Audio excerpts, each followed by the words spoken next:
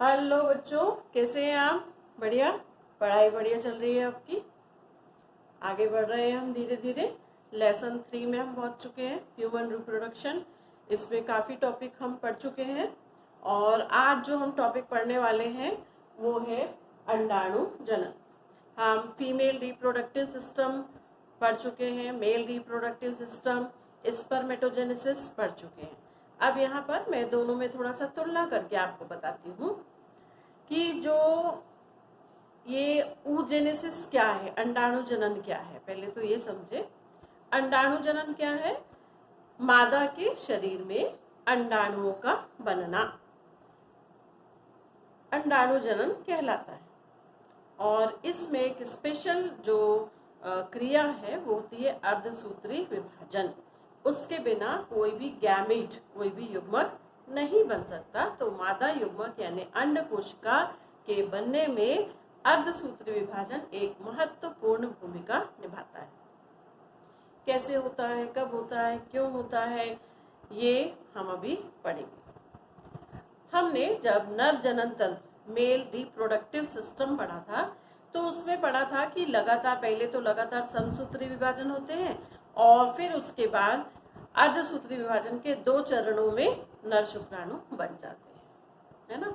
और ये भी पढ़ा था कि एक बार में मिलियंस में शुक्राणुओं का निर्माण होता है, लेकिन यहाँ पर बिल्कुल अपोजिट है। वहां पे और क्या पढ़ा था कि शुक्राणुओं का निर्माण वृषण में कब शुरू होता है? जब द्वितीय लैंगिक लक्षण उत्पन्न होते हैं, प्यूबर्टी आ जाती है, तब शुरू होते हैं। लेकिन यहाँ बिल्कुल डिफरेंट है। यहाँ पर जो मादा रिप्रोडक्टिव सिस्टम है उस पर अंडाणु बनाने वाला जो ऑर्गन है अंडाशय, ये अपना काम कब शुरू कर देता है? ये अपना काम शुरू कर देता है जब वो बच्ची जो मादा है वो अपने माँ के गर्भ में है। जब कोई मादा अपनी माँ के गर्भ में है तभी अंडाणु जनन की प्रक्रिया शुरू हो जाती है। और वो तब शुरू होती है और चलती कब तक है? द्वितीय लैंगिक लक्षण आने तक, यानी फर्स्ट मेंस्ट्रुएशन जो साइकिल आएगा उसका, तब तक में कब वो अर्धसूत्री विभाजन, जो मैंने कहा ना अर्धसूत्री विभाजन जरूरी है, ये अर्धसूत्री विभाजन जब वो कोई मादा अपनी माँ के गर्भ में है तब अर्धसूत्री विभाजन शुरू हुआ। और खत्म कब होगा? जब वो जन्म लेने के बाद 12-13 साल की उम्र में आएगी, द्वितीयक लैंगिक लक्षण उत्पन्न हो जाएंगे, फर्स्ट मेंस्ट्रुएशन साइकिल आने वाला होगा, तब अर्धसूत्री विभाजन कंप्लीट होता है। यानी कई साल लग जाते हैं उसको कंप्लीट होने में। बहुत ही इंटरेस्टिंग है। इसको थोड़ा सा पहले थोड़ा सा हल्का सा समझ लें कैसे क्या होता है, फिर उसको अपन थोड़ा सा ब्रॉड रूप में समझेंगे, ठीक है। तो आ जाते हैं अपन किसमें? अंडाणु जनन में। अंडाणु जनन क्या है? मादा जनन तंत्र में अंडाणुओं के निर्माण की प्रक्रिया अंडाणु जनन कहलाती है। और ये कब शुरू हो जाती है? जब कोई भी मादा अपनी माँ के गर्भ में तीसरे चौथे मंथ में का जो गर्भ है उसमें ही शुरू हो जाती है। और 5वें महीने में, जब गर्भ में मादा है तब उसके 5वें महीने में उसके अंडाशय के अंदर लगभग 60 लाख अंडाणु जन बन चुके होते हैं। कैसे बनते हैं? अंडाशय अब कहाँ से बनेंगे भाई? तो अंडाशय की जो अंदर की भित्ति है, इनर एपिथेलियम, जिसे जनन एपिथेलियम कहा जाता है, जनन उपकला कहा जाता है, उसमें लगातार समसूत्री विभाजन होते हैं, जिससे 5वें महीने तक 60 लाख अंडाणु जन ऊगोनिया बन चुके होते हैं। फिर ये क्या करते हैं? फिर ये समूह बना लेते हैं, गुच्छे गुच्छे बना लेते हैं, बहुत सारे हो गए। और वो जो गुच्छे बनते हैं उन गुच्छों में से कोई एक जो है वो प्राथमिक अंडक कोशिका बनाती है, बाकी उसकी भित्तियां बना लेती हैं। इस रचना को एग्नेस कहा जाता है। फिर जो प्राथमिक पुटिका है या प्राथमिक अंडक कोशिका वाली रचना है उसमें फिर अर्धसूत्री विभाजन प्रारंभ होता है, जो कि रुक गया था, गर्भावस्था में ही रुक गया था, वो शुरू होता है। और द्वितीय चरण शुरू होने के बाद फिर उसमें लगातार धीरे धीरे चेंजेस आते हैं, और चेंजेस आने पर द्वितीय पुटिका बनती है, साथ में एक ध्रुवी पिंड बनता है। ध्रुवी पिंड केवल कोशिका द्रव को सुरक्षित रखता है। फिर ध्रुवी पिंड और द्वितीय कंडक कोशिका जो बनी थी, इस अंडक कोशिका में फिर एक विभाजन होता है, जिससे द्वितीय ध्रुवी कोशिका बनती है और तृतीय पुटिका बनती है।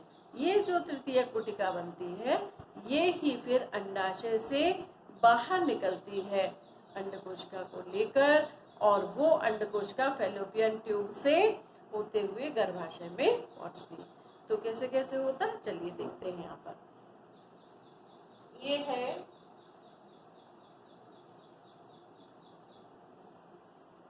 एक अंडाशय, जिसमें अंदर की तरफ ये ऊपर तो ऊपर की उपकला है, सघन संयोजी उपकला, और अंदर की ओर इसमें है जननिक उपकला। ये अंडाशय, इसमें जननिक उपकला में लगातार विभाजन होते हैं, जिससे बहुत सारी, यानी कितनी मैंने बताया आपको, 60 लाख।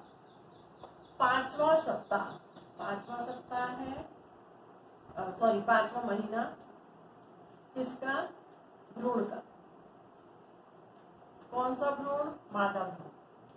मादा भ्रूण का 5वां महीना है, वो अपने माँ के गर्भ में है।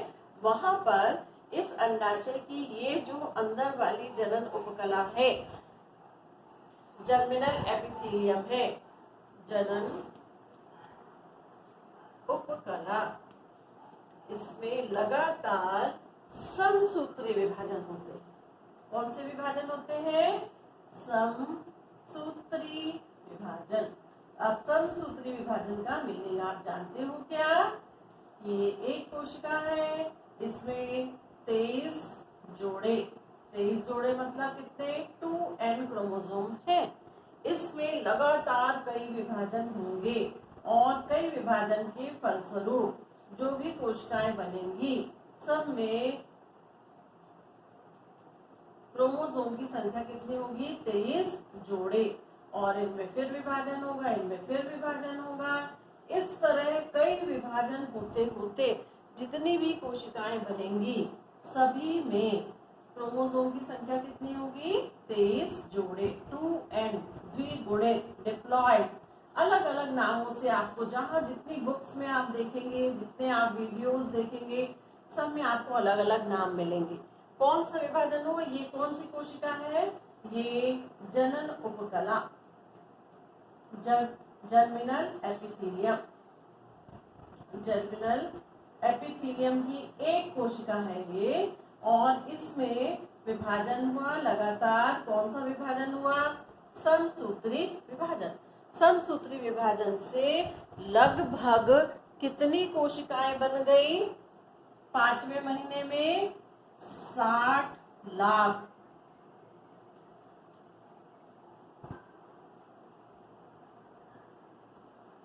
60 लाख, इसको आप ऐसे भी लिख सकते हैं, 60 लाख क्या बनी, अंडाणु जन कोशिकाएं।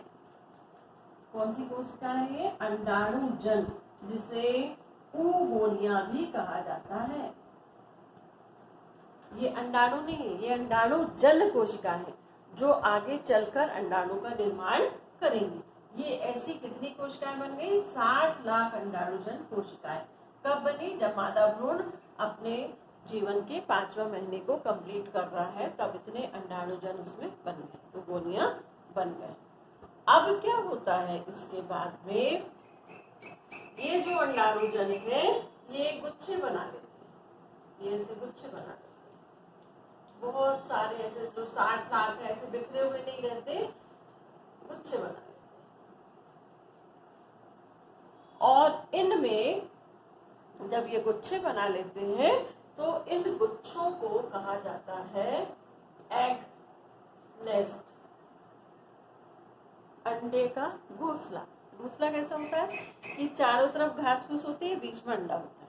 तो वैसे ही यहाँ पर ये चारों तरफ बहुत सारी कोशिकाएं हैं और उनके बीच में एक कोशिका जो है वो बड़ी होने लगेगी, उसमें वसा की मात्रा ज्यादा हो जाएगी और इसमें अब शुरू होगा, इसमें अब अर्धसूत्री विभाजन शुरू होगा।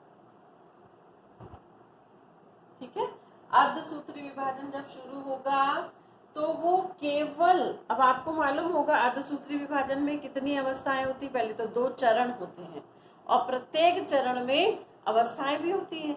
तो अर्धसूत्री विभाजन की पहली अवस्था का केवल प्रोफेज हो पाता है, ओनली प्रोफेज। अब इसमें कौन सा विभाजन होने वाला है, इन कोशिकाओं में से किसी एक में जो ये गुच्छे बने एग्नेस के, उसमें से कोई एक कोशिका बड़ी हो जाएगी और उसमें अर्धसूत्री विभाजन प्रारंभ होगा। अर्धसूत्री विभाजन की जो प्रोफेज अवस्था है, प्रोफेज अवस्था में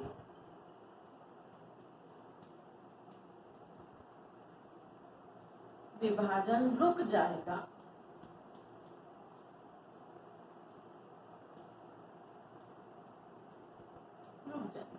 इसमें ये जो एग नेस्ट बना था इसमें से एक कोशिका बड़ी हो गई, जिसके चारों ओर जो कोशिकाएं हैं उन्होंने आवरण बनाया हुआ है।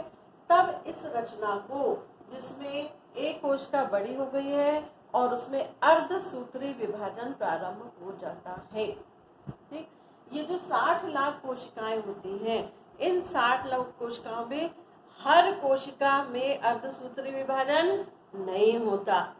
वो गुच्छे बनाती हैं, एग्नेस बनाती हैं, उसमें से कोई एक कोशिका आकार में बड़ी हो जाती है, वसा इकट्ठा हो जाती है, कोलेस्ट्रॉल होता है उसमें और बढ़ता है, जिससे उसका आकार बढ़ जाता है, उसमें अर्धसूत्री विभाजन प्रारंभ होता है और ये अर्धसूत्री विभाजन प्रोफेज अवस्था में आकर रुक जाता है।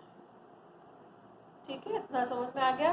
तब इस अवस्था में ये जो रचना है जिसमें क्या हो चुका है, अर्धसूत्री विभाजन प्रारंभ हो चुका है, तब इस रचना को कहा जाता है प्राथमिक कोटिका। क्या कहा जाता है, प्राथमिक कोटिका। लेकिन ये क्रिया जो है ये कब प्रारंभ होती है, जन्म के बाद। कब शुरू होती है, जन्म के बाद। अब जब कोई मादा शिशु जन्म ले रहा है तब उसमें केवल ये जो 60 लाख बनी थी, 60 लाख में से जन्म के समय, अच्छे से समझते जाइएगा, जन्म के समय केवल 20 लाख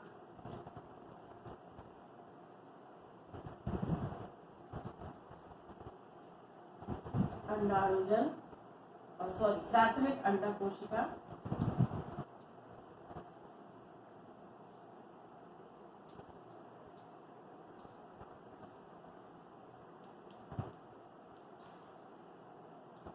बचती।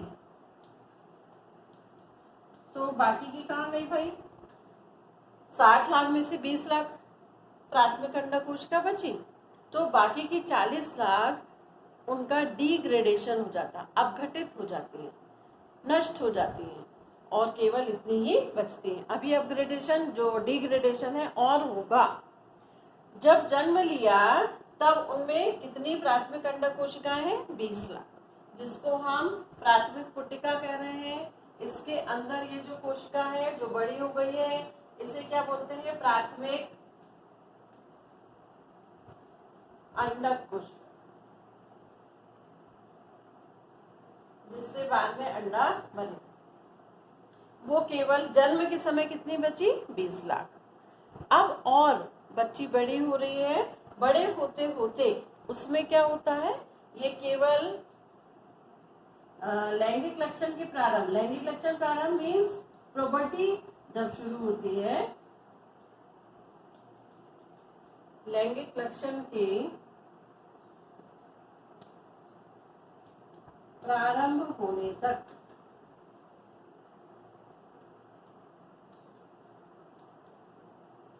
केवल 40,000 प्राथमिक अंडक कोशिका बचती हैं।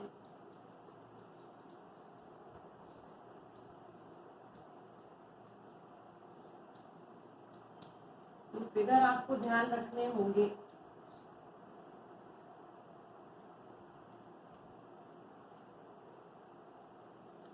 अब ठीक, अब द्वितीय लैंगिक लक्षण मतलब 12-13 वर्ष की आयु तक केवल कितनी बची? 40,000।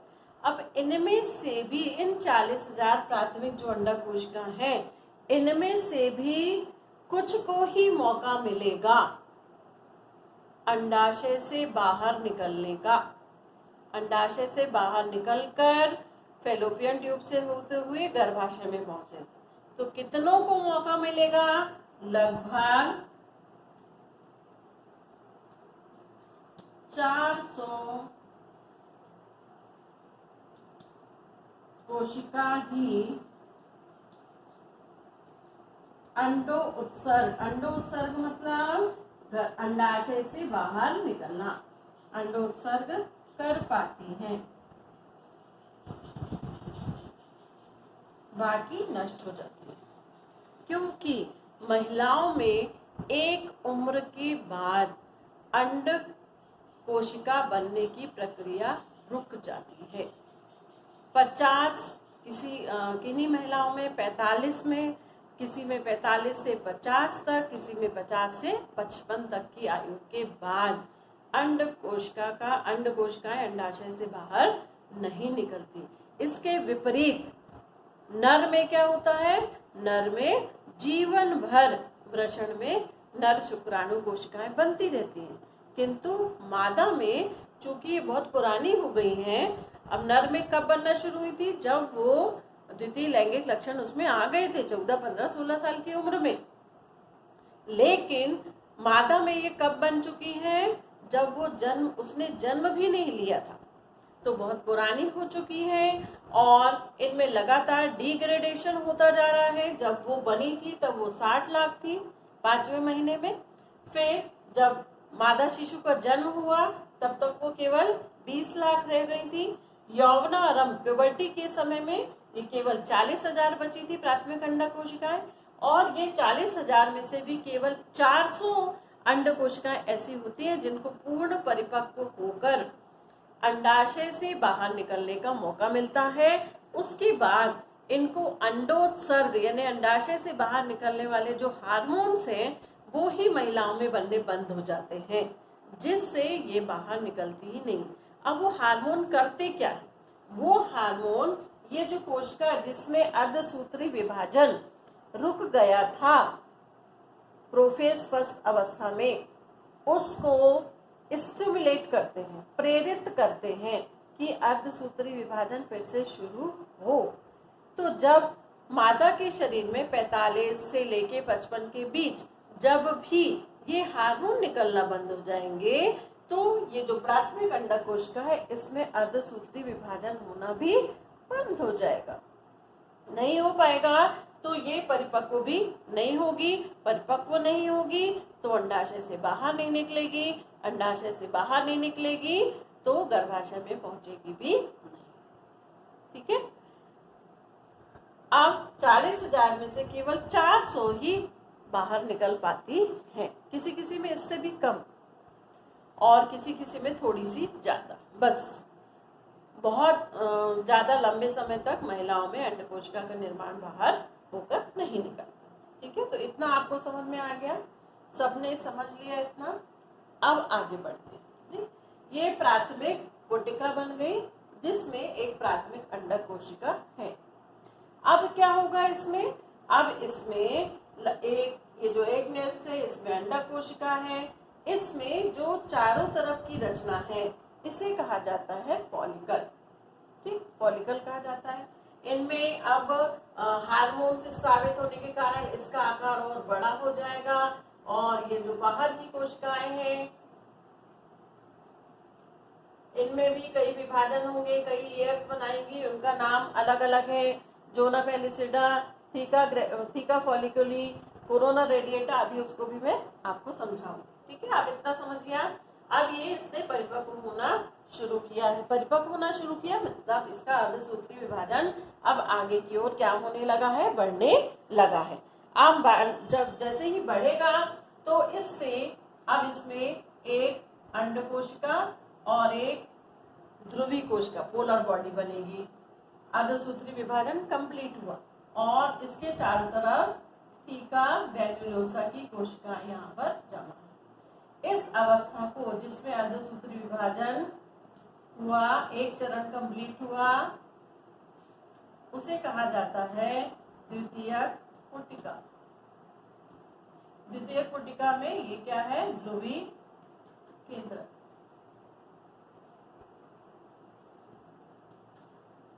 और ये है क्या, अंड कोशिका। ये है अंड कोशिका, जिससे और अभी इसमें विभाजन होना बाकी है। ठीक है, ये प्राथमिक पुटिका थी, इसमें विभाजन हुआ, यानी जो प्रोफेज में रुक गया था वो जो विभाजन है वो अब यहाँ पर क्या हो गया,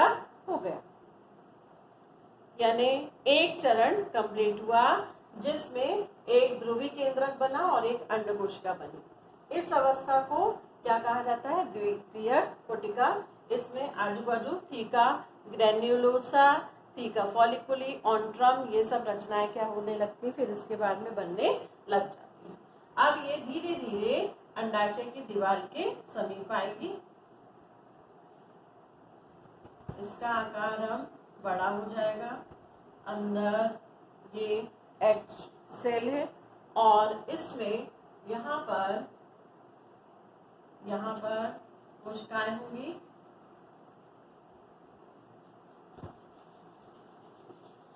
ये एक गुहा बन जाएगी जिसे कहा जाता है ऑन्ट्रम। इसे कहा जाता है ऑन्ट्रम, जिसमें यहाँ पर थीका फॉलिकुली, जो थीका ग्रैन्युलोसा होता है, उनसे एक लेयर बनती है। अब वो लेयर एक द्रव स्रावित करती है जो इस गुहा में भर जाता है। ये अंड कोशिका है, ये थीका फॉलिकुली की कोशिकाएं हैं। यहाँ पर जोना पेलिसिडा, कोरोना रेडिएटा, अभी थोड़ा वास करके मैं आपको बताऊंगी। इस तरह की रचना जिसमें अब ऑट्रम बन चुका है, ऑट्रम भी बन गया है। इस तरह की रचना पूरी तरह से कंप्लीट हो गई है। क्यूमुलस ओवेरिकस बन चुकी है। अब इसको कहा जाता है तृतीयक पुटिका या ग्राफियन पुटिका। कौन सी पुटिका है ये, तृतीयक या ग्राफियन पुटिका। पुटिका मीन्स फॉलिकल। ठीक, अब ये अंडाशय की दीवार के पास में आती है और यहाँ पर जब आती है तो इसमें से ये जो अंड कोशिका है ये क्यूमुलस ओवेरिकस के साथ में इस दीवार के फटने से बाहर निकल आती है। बाकी ये जो हिस्सा है ये अंदर ही रह जाता है। ये इस तरह से फटता है और फटने से ये हिस्सा जिसमें अंड कोशिका है ये कहाँ निकलता है, बाहर निकलता है। और यहाँ पर ये रचना इस तरह से रह जाती है। जो ऊपरी कवरिंग है वो यही रह जाती है और ये कवरिंग में फिर लुटियन कोशिकाएं जो है वो बनती हैं। उनमें लुटियन कोशिकाओं में भी अब दो प्रकार की स्थितियां होती हैं कि यदि ये अंडा जो निकला है, ये अंडा बाहर आया है, ये फैलोपियन ट्यूब से होता हुआ जब फैलोपियन ट्यूब में पहुंचा, वहां यदि निषेचन हो गया तो ये रचना जो है इसे कहा जाता है कार्पस ल्यूटियम। क्या कहा जाता है इसको, कार्पस ल्यूटियम। ये कार्पस ल्यूटियम तब एक हार्मोन बनाएगी जिसका नाम होता है प्रोजेस्टेरॉन। प्रोजेस्टेरॉन बनाएगी जो कि गर्भधारण में मदद करेगा। और यदि अंडे में निषेचन नहीं हुआ तो ये रचना धीरे धीरे धीरे धीरे धीरे धीरे विलुप्त हो जाएगी, विलुप्त हो जाएगी, नष्ट हो जाएगी। ठीक है। इस क्रिया को, जिसमें अंडा बाहर आया, इस क्रिया को कहा जाता है अंडो उत्सर्ग। क्या कहा जाता है? ओव्यूलेशन। क्या कहा जाता है? अंडो उत्सर्ग की क्रिया। अब देखो इसमें भी कितने दिन लगते हैं, क्या होता है, समझिए। ये अंडा जैसे ही बाहर निकला, अंडोत्सर्ग हो गया, इसके ठीक 12-13 दिन बाद ये प्रक्रिया फिर से शुरू हो जाएगी।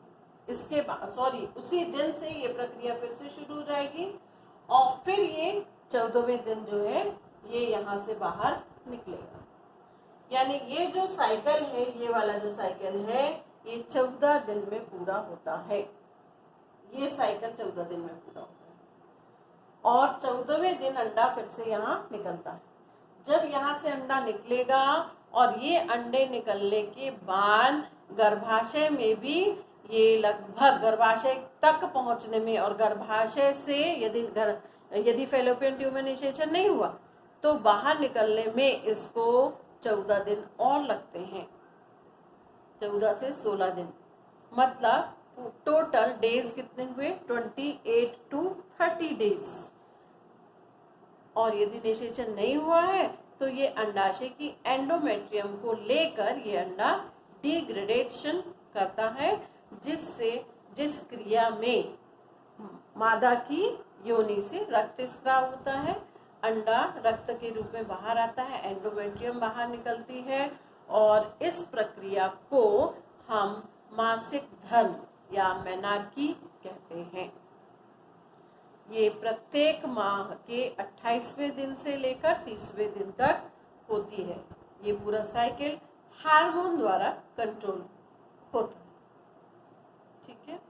इतना ये एक कहानी आपको मैंने समझाई कि कैसे किसी भी मादा में अंडा कब बनना शुरू हो जाता है, उसके गर्भ में रहने के समय, और वो अंडाशय से कब निकल पाता है, उसके द्वितीयक लैंगिक लक्षण में जो पहला उसका मासिक धर्म होगा मेनार्की, उसके 14वें दिन पहले ये यहाँ से निकलता है और यहाँ से निकलने के बाद फैलोपियन ट्यूब निषेचन हो गया तो बहुत बढ़िया, नहीं हुआ तो ये धीरे धीरे धीरे गर्भाशय में पहुंचता है और गर्भाशय से 28वें दिन ये उसकी जो गर्भाशय की आंतरिक दीवार है एंडोमेट्रियम, उसको लेकर बाहर निकलता है, जिसे हम मासिक धर्म कहते हैं। और यदि ये अंडे में निषेचन हो जाता है तो अंडाशय गर्भाशय की जो एंडोमेट्रियम है वो और थिक हो जाती है, मोटी हो जाती है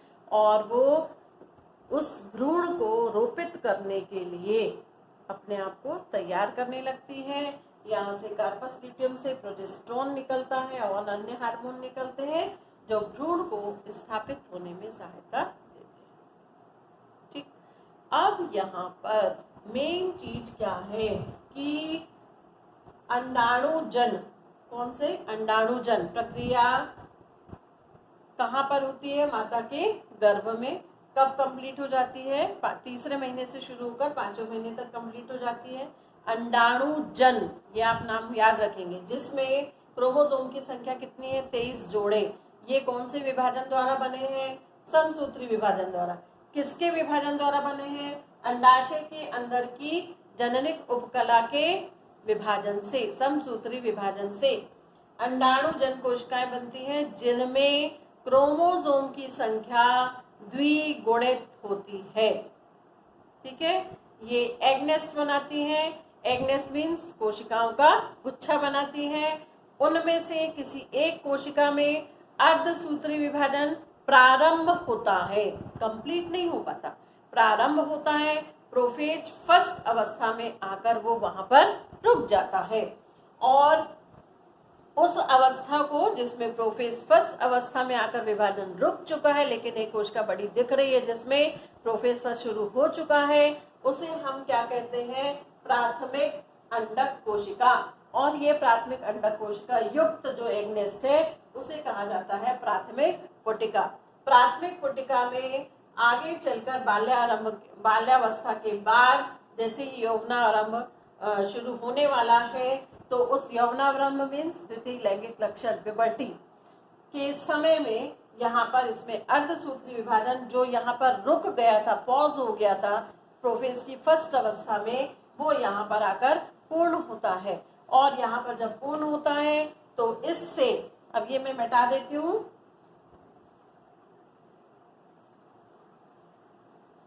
जैसे ये पूर्ण होता है, कोई एक कोशिका हम ले लेते हैं, तो इसके पूर्ण होने पर यहाँ पर एक बनती है अंड कोशिका,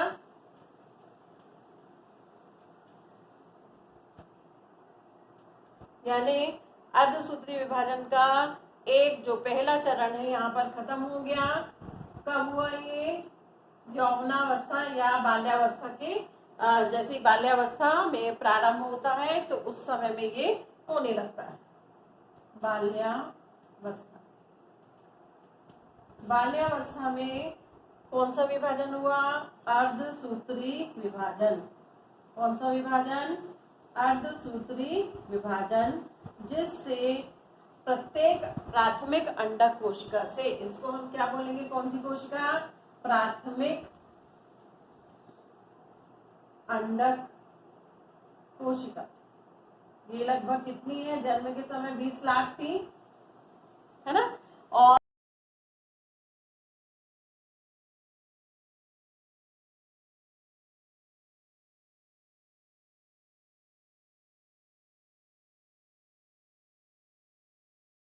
में अर्धसूत्री विभाजन होगा तो एक क्या बनेगी? अंडकोशिका, और एक बनेगी ध्रुवीकाय। ध्रुवीकाय, इन दोनों में क्रोमोसोम की संख्या अब आधी हो गई है क्योंकि अर्धसूत्री विभाजन का पहला चरण कंप्लीट हो गया।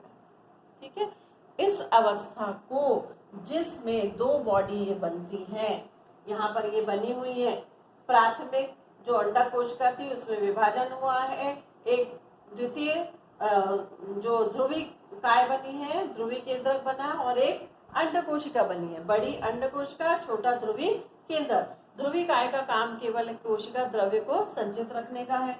इस समय में ये धीरे धीरे डिजेनरेट हो जाता है और नेक्स्ट जब विभाजन होगा तो कब होगा वो विभाजन? फिर से एक नेक्स्ट विभाजन होता है जिसमें पुनः अर्धसूत्री विभाजन का दूसरा चरण जो कि मेटाफेज तक जाता है। कहाँ तक जाता है? मेटाफेज। जब मेटाफेज अवस्था में रुक जाता है,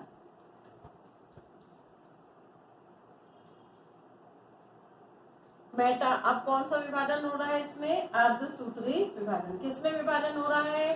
अंड कोशिका में। ये अंड कोशिका जो किसमें है? इस अवस्था में है। अब इस अवस्था में जिसमें अंड कोशिका से एक ध्रुवी केंद्रक और एक अंड कोशिका बन चुकी है और इसमें क्रोमोसोम की संख्या आधी हो चुकी है, द्वितीयक अंड कोशिका बन चुकी है, इस पूरी रचना को तब द्वितीयक पुटिका कहा जाता है। क्या कहा जाता है? द्वितीयक पुटिका, और यानी सेकेंडरी फॉलिकल, इंग्लिश में बोलते हैं सेकेंडरी फॉलिकल। ठीक, अब नेक्स्ट स्टेप कब शुरू होगा? नेक्स्ट स्टेप शुरू होगा जब यौवनावस्था प्रारंभ होगी। बाल्यावस्था में ये हो गया, अब यौवनावस्था जब प्रारंभ होगी, ये रचना, ये विभाजन कब शुरू होगा? जब कौन सी अवस्था प्रारंभ होगी? यौवनावस्था।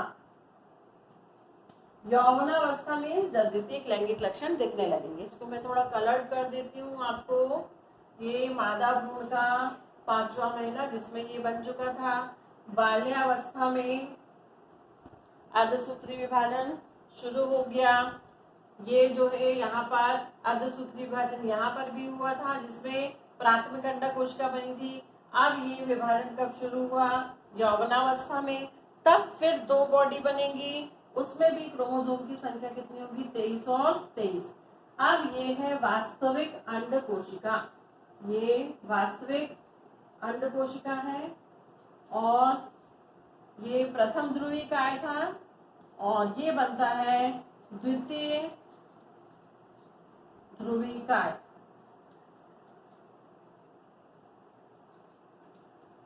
सेकेंडरी पोलर बॉडी, ये फर्स्ट पोलर बॉडी थी, ये सेकेंडरी पोलर बॉडी बनती है जो कोशिका द्रव को संचित करके रखती है।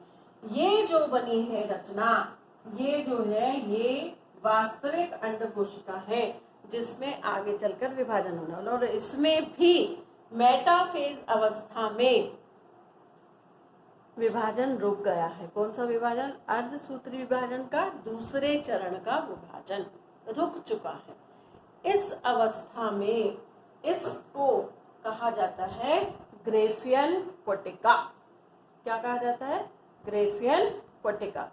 और ग्रेफियन पोटिका में से अब अंडा बाहर निकलता है, अंडोत्सर्ग होता है, और ग्रेफियन पोटिका का बाकी जो हिस्सा, अंडकोशिका बाहर आ जाती है, बाकी जो हिस्सा है आगे चलकर परिवर्तित हो जाता है कार्पस ल्यूटियम में। कार्पस ल्यूटियम के आगे का जो जीवन काल है उसमें भी दो प्रकार की स्थितियां हो सकती हैं।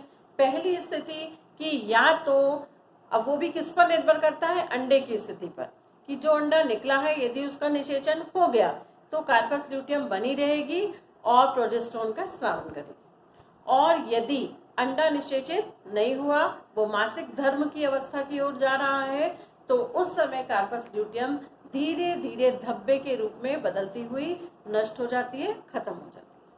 ठीक है, ये तो एक चीज आपको समझ में अच्छे से आ गई होगी। फिर से मैं एक बार एक्सप्लेन कर रही हूँ, आप बहुत अच्छे से सुनिए कि मादा भ्रूण 5वें महीने में अपने अंडाशय में 60 लाख अंडाणुजन बना चुका होता है, और उसमें फिर अर्धसूत्री विभाजन प्रारंभ होता है। अर्धसूत्री विभाजन जब प्रारंभ होता है तो वो कब रुक जाता है? प्रोफेज की फर्स्ट अवस्था में ही रुक जाता है। उस अवस्था में उसमें 23 जोड़े ही क्या पाए जाते हैं? क्रोमोसोम पाए जाते हैं। और चूंकि वो रुक चुका है, कब प्रारंभ होगा? बच्ची ने जन्म ले लिया, जन्म लेने के बाद जो 60 लाख अंडाणुजन थे, जन्म ली तो उसमें केवल 20 लाख अंडाणुजन बचे। 20 लाख अंडाणुजन में से भी जब वो यौवनावस्था पर पहुंचेगी तब उसमें से केवल कितने बच जाते हैं? उसमें 40,000। उन 40,000 में भी जो एगनेस्ट बने हुए हैं उनमें जो प्राथमिक अंडकोशिका जिसमें केवल क्या हुआ था? अर्धसूत्री विभाजन हुआ था, और वो अर्धसूत्री विभाजन प्रोफेज अवस्था में रुक गया था, जिसे हम प्राइमरी फॉलिकल कहते हैं। वो प्राइमरी फॉलिकल कब एक्टिव होते हैं? हम बाल्यावस्था में। अब उनमें क्या होता है? अब उनमें पुनः अर्धसूत्री विभाजन जो प्रोफेज फर्स्ट में रुक गया था वो प्रारंभ होता है और कंप्लीट भी हो जाता है। कंप्लीट होने पर दो रचनाएं बनती हैं, एक अंडकोशिका और एक बनती है प्रथम ध्रुवी काय, first polar body. First polar body का कोई काम नहीं है जनन में, और जो अंडकोशिका है ये अंडकोशिका युक्त, पोलर बॉडी युक्त जो रचना है उसे द्वितीय पुटिका कहा जाता है, सेकेंडरी फॉलिकल कहा जाता है। ये सेकेंडरी फॉलिकल अब अगली स्टेज में जाती है, किस उम्र में? यौवनावस्था में। यौवनावस्था मतलब जब द्वितीय लैंगिक लक्षण प्रारंभ होने वाले हैं 13-14 वर्ष की उम्र में। उस समय में फिर से इसमें अर्धसूत्री विभाजन प्रारंभ होता है। किसमें? अंडकोशिका में। इसकी ये जो अंडकोशिका आपको दिख रही है इसमें प्रारंभ होता है, और इसके प्रारंभ होने पर फिर से वो जाकर मेटाफेज में जाकर रुक जाता है, और मेटाफेज में जब रुकता है तब भी दो बॉडी बन चुकी होती है। उसमें एक बनी होती है अंडकोशिका और एक बनी होती है सेकेंड पोलर बॉडी। ये जो अंडकोशिका युक्त ये रचना है इसे ग्रेफियन पुटिका कहा जाता है, और ये ग्रेफियन पुटिका से अब अंडकोशिका मेटाफेज अवस्था तक जो विभाजन रुका हुआ है उसको लेकर बाहर निकलेगी। अब आपके मन में ये प्रश्न चल रहा होगा कि ये जो मेटाफेज पे रुक गया है ये आखिर खत्म कब होगा? तो ये मेटाफेज से एनाफेज टीलोफेज में आने का काम कब होता है? जब निषेचन होता है। जब निषेचन होता है, शुक्राणु आते हैं तो उनके रसायन के प्रभाव से अंदर ये मेटाफेज से फिर एनाफेज और टीलोफेज तक जाता है। उसी समय अर्धसूत्रीय विभाजन कंप्लीट होता है और उसी समय दोनों का फ्यूजन हो जाता है। ठीक है, बहुत इंटरेस्टिंग है। अब ये ग्राफियन पोटिका से अंडोत्सर्ग से अंडा बाहर आ गया, कार्पस ल्यूटियम बन गई। इसके बारे में आपको समझा दिया। ठीक है, इतना सबको समझ में आ चुका होगा, मुझे ऐसा लगता है। आगे अब हम ब्रीफली अच्छे से समझते हैं कि जब ये सब क्रियाएं चल रही हैं तो क्या क्या होता है, अंडाणुजन से कैसे प्राथमिक अंडक बनती है, फिर उसमें कौन कौन सी रचनाएं बनती है, सबके बारे में समझते हैं। ठीक है, चलिए ये चित्र हम बना देते हैं इधर पे हम।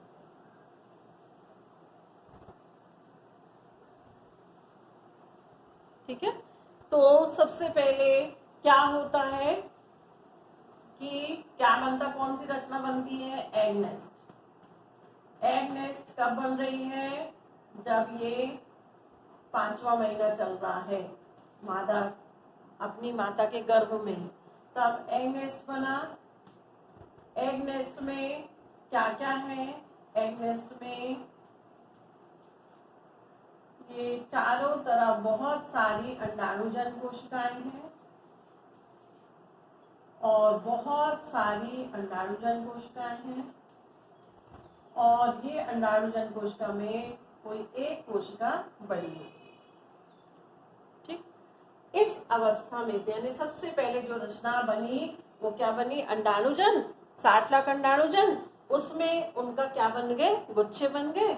गुच्छे में से कोई एक कोशिका बड़ी हो गई और जब ये एक कोशिका बड़ी हो गई तो इस रचना में अब कौन सा विभाजन प्रारंभ हो गया, इसमें अर्धसूत्री विभाजन प्रारंभ हुआ और प्रोफेज पर आकर रुक गया। कौन सा विभाजन प्रारंभ हुआ यहाँ पर, अर्धसूत्री, प्रोफेज प्रथम पर अर्धसूत्री विभाजन रुक गया। और जब जैसे ही ये रुकता है तो उस समय जैसे ही रुकता है उस समय में इसे कहा जाता है प्राथमिक अंडक कोशिका। अब सेकेंड रचना जो इसमें बनने वाली है वो कौन सी बनने वाली है, इसमें जो बाहर वाली जो एपिथेलियम है इनमें और विभाजन होने लगता है। इनमें विभाजन के फलस्वरूप इनकी लेयर्स बढ़ जाती हैं, बीच में अंड कोशिका है, प्रोफेज अवस्था की, और जो ये लेयर्स बनती हैं कोशिकाओं की इन्हें कहा जाता है थीका ग्रैन्युलेसा। ये क्रिया कब होती है, बाल्यावस्था में। कब होती है, बाल्यावस्था। वो एक स्टेप मैंने आपको विभाजन वाला बता दिया और साथ साथ में और क्या बन रहा है वो भी आप देखते चले। बाल्यावस्था में जो एग नेस्ट की बीच वाली कोशिका थी उसके चारों ओर की कोशिकाओं में और विभाजन होता है, मोटी परत बन जाती है, तब इस रचना को हम कहते हैं थीका ग्रैन्युलोसा। ठीक है, अब थीका ग्रैन्युलोसा जो है ये प्राथमिक अंडक कोशिका के बीच में, ये थीका ग्रैन्युलोसा, देखिए अगली रचना को आप देखिए कैसी बनेगी। ये थीका ग्रैन्युलोसा है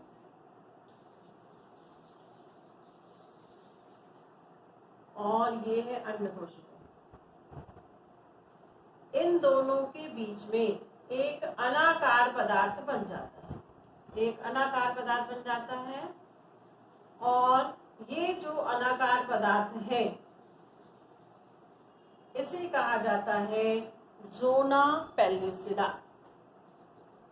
इसे कहा जाता है जोना पेल्लुसिडा।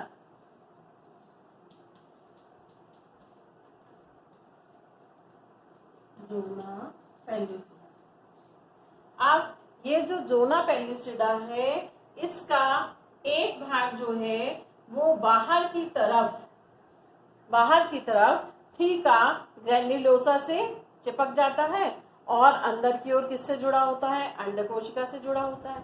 तो बाहर की जो इसकी परत है, वो बाहर की परत जब थीका ग्रेन्युलोसा से जुड़ जाती है तो उस रचना को कहा जाता है कोरोना रेडिएटा। उसे कहा जाता है कोरोना रेडिएटा। देखिए ये अंडकोशिका है, इसके चारों ओर एक अनाकार पदार्थ जमा हुआ जिसे हम कहते हैं जोना पेलिसोडा। थीका ग्रेन्युलोसा तो पहले से है ही है। अब थीका ग्रेन्युलोसा की जो आंतरिक परत है वो जोना पेलिसोडा से चिपक जाती है और एक नई रचना बनाती है जिसे हम कहते हैं कोरोना रेडिएटा। ठीक है। अब जो ये थीका ग्रेन्युलोसा है, इसमें बाहर की ओर, सबसे बाहर की ओर एक आधार कला बनने लगती है। आधार कला बनकर ये इसको ढांकने लग जाती है। इस तरह से आधार कला बनती है और ये इसको क्या करने लगती है, चारों तरफ से ढांकने लगती है। इस आधार कला को कहा जाता है थीका फॉलिकुली। इसे कहा जाता है थीका फॉलिकुली। ठीक। अब ये जो थीका फॉलिकुली है, ये तो सबसे बाहर की एक परत हो गई। अंदर जो थीका ग्रेन्युलोसा है ये दो भागों में बट जाती है, थीका इंटरना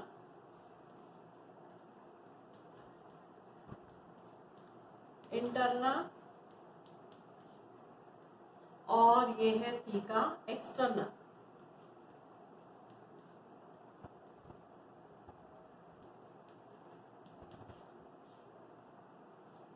थीका इंटरना और थीका एक्सटर्ना। अब थीका इंटरना, जो थीका इंटरना है, इससे एक द्रव निकलता है और वो द्रव निकलकर यहाँ पर अंदर की ओर भरने लग जाता है। यहाँ पर अंदर की ओर भरने लगता है। वो द्रव भरते भरते एक प्रकार की ऐसी गुहा बन जाती है।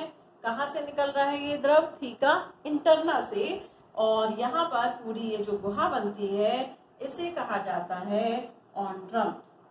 क्या कहा जाता है इसे, ऑन्ट्रम कहा जाता है। एक द्रव भर जाता है जिसे क्या कहा जाता है, ऑन्ट्रम कहा जाता है। ठीक है। अब इस अवस्था में जब ऑन्ट्रम भी बन चुका है, theca interna, theca externa, corona radiata, theca folliculi, zona pellucida बन चुके हैं, तब इस रचना को कहा जाता है द्वितीयक कोटिका।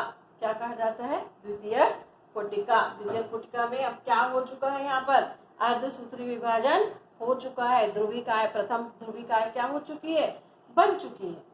अब इसके बाद जैसे यौवनावस्था प्रारंभ होगी, कौन सी अवस्था प्रारंभ होगी, देखिए ये पहले ये गर्भ में और फिर ये बाल्यावस्था में। अब कौन सी अवस्था आ रही है, यौवनावस्था। यौवनावस्था में क्या होगा, ये थर्ड स्टेप है। यौवनावस्था में क्या होगा, यौवनावस्था जैसे ही आएगी तो इस रचना पर गोनेडोट्रोपिन हार्मोन का प्रभाव आएगा। गोनेडोट्रोपिन कहाँ से स्रावित होगा, पीयूष ग्रंथि से स्रावित होगा, जिससे FSH और ल्यूटिनाइजिंग हार्मोन एक्टिव होंगे अंडाशय के अंदर। और एक्टिव होने के बाद अब इसमें द्वितीयक जो है अर्धसूत्री विभाजन का द्वितीय चरण जो है वो प्रारंभ होगा। और जब प्रारंभ होगा तो प्रथम अर्धसूत्री विभाजन प्रारंभ होगा, इसमें द्वितीयक जो विभाजन है वो प्रारंभ होगा। और उसके प्रारंभ होने पर दोनों अंडाशय में से किसी एक में, दोनों अंडाशय में से किसी एक में हार्मोन असर डालेंगे और असर डालने पर ये जो है अब इसमें विभाजन प्रारंभ होगा। और वो विभाजन कहाँ पर जाकर रुक जाएगा, मेटाफेज पर जाकर रुकेगा। और इस समय जो रचना बनेगी उसे कहा जाता है ग्रेफियन कोटिका। ग्रेफियन कोटिका में, ये ग्रेफियन जो कोटिका है, इस ग्रेफियन कोटिका में ऑन्ट्रम बन चुका है। इस ग्रेफियन कोटिका में theca interna, theca externa, theca folliculi, corona radiata, zona pellucida, ये सब रचनाएं इसके अंदर हैं। और इस समय में एक रचना और बनती है जिसे कहा जाता है क्यूमुलस ओवेरिकस। क्या कहा जाता है? क्यूमुलस ओवेरिकस कहा जाता है। जो थीका ग्रेन्युलोसा का जो मोटा स्तर है वो अंडकोशिका से चिपक जाता है। थीका ग्रेन्युलोसा का जो आंतरिक कवर है वो इस अंडकोशिका से चिपक जाता है। उस रचना को कहा जाता है क्यूमुलस ओवेरिकस। क्यूमुलस ओवेरिकस। और क्यूमुलस ओवेरिकस को लेकर ही, यानी जो अंडकोशिका जब यहाँ से बाहर निकलेगी तो जोना radiata, corona radiata, zona pellucida और क्यूमुलस ओवेरिकस तक की रचनाएं बाहर निकलेंगी। बाकी थीका ग्रेन्युलोसा, थीका फॉलिकुली, ये सब कहाँ रह जाएंगी? अंदर रह जाएंगी। और अंडकोशिका, अंड कहाँ निकलेगा? बाहर निकलेगा। और इस क्रिया को, जिसमें अंडाशय से अंडा निकलता है, उसे अंडोत्सर्ग कहते हैं। और ये याद रखेंगे कि एक माह में एक ही अंडाशय से अंडा बाहर निकलता है। फिर अगला महीना जब आएगा तो दूसरे अंडाशय से अंडा निकलेगा।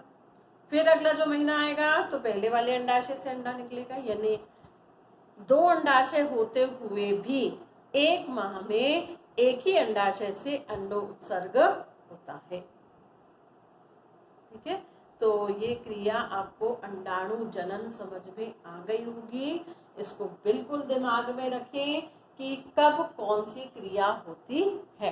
प्राथमिक पुटिका किसे कहते हैं? जिसमें अभी केवल क्या हुआ, प्राथमिक पुटिका क्या है, ये कब बनती है? माता के गर्भाशय में जब बच्ची है तभी बन जाती है। और उसमें केवल 23 जोड़े ही क्रोमोसोम होते हैं। अर्धसूत्री विभाजन प्रारंभ हो चुका होता है लेकिन प्रोफेज फर्स्ट में आकर रुक जाता है। उस अवस्था को हम प्राथमिक पुटिका कहते हैं। बाल्यावस्था में क्या होता है?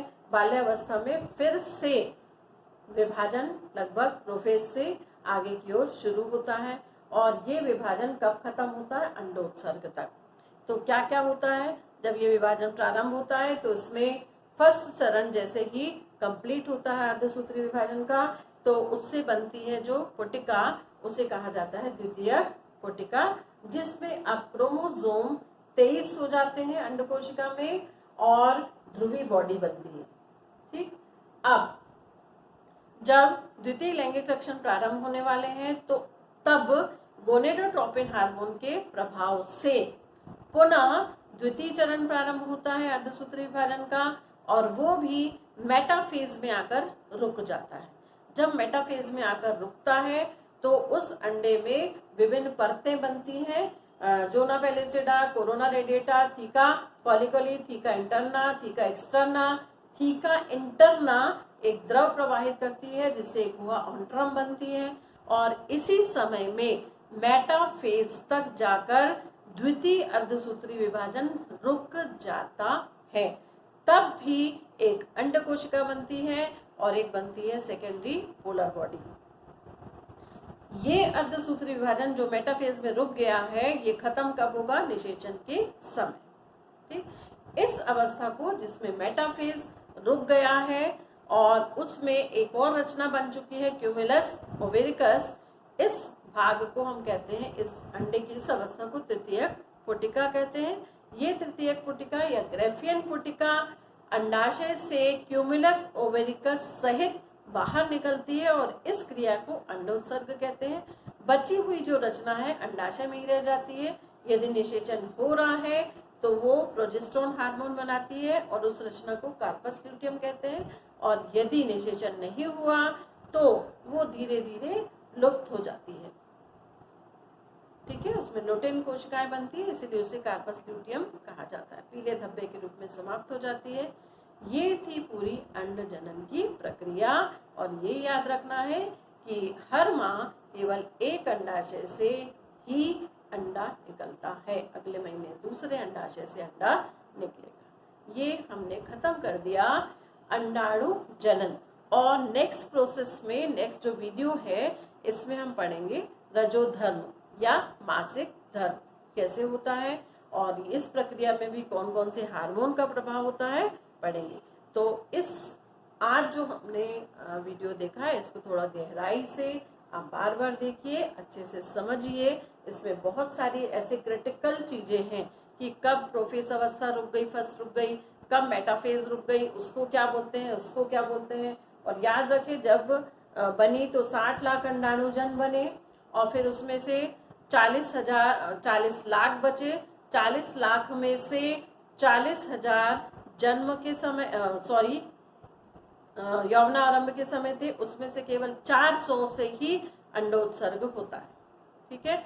और सबसे पहले जब मादा गर्भ में थी जो कोशिकाएं बनती है उन्हें अंडाणुजन कोशिकाएं कहते हैं। प्रोफेज में रुकी हुई जो रचना बनी उसे कहते हैं प्राथमिक पुटिका। जब द्वितीय जो अर्धसूत्री विभाजन, जो प्रथम अर्धसूत्री विभाजन प्रारंभ होके लगभग कंप्लीट होता है तो उसे कहते हैं द्वितीय पुटिका।